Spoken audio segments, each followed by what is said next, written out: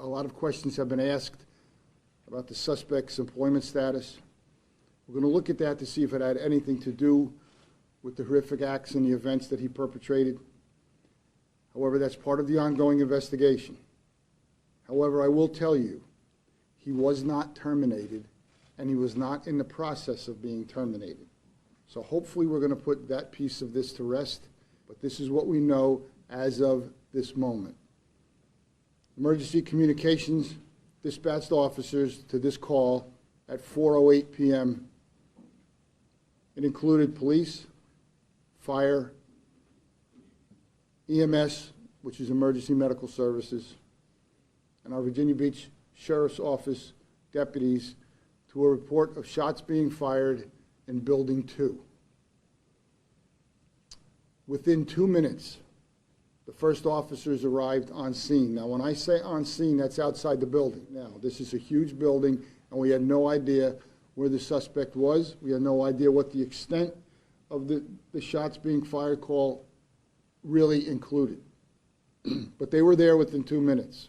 So between 4:15 and 4:18, or 5 to 8 minutes after these officers began to enter the building, they made contact and engaged the suspect on the second floor of the building and immediately engaged in a gun battle.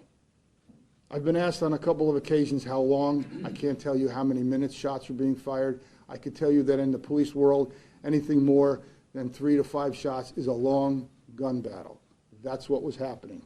I can tell you that, although I do not have the exact number of rounds that the perpetrator fired, it was well into the double digits. As the suspect was firing, he was moving. Remember, we had numerous office spaces. They were returning fire, and at one point, the suspect was firing through the door and through the wall at the officers, and then the firing stopped. He was a distance from them. He was in another office.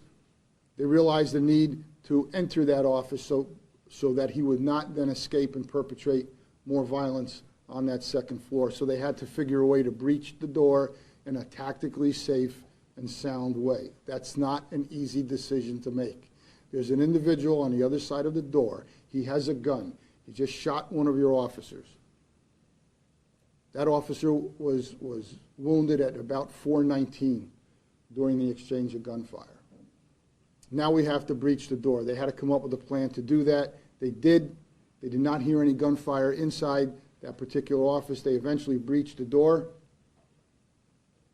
And when they breached the door, suspect was then alive and was taken into custody, and first aid was immediately rendered to him.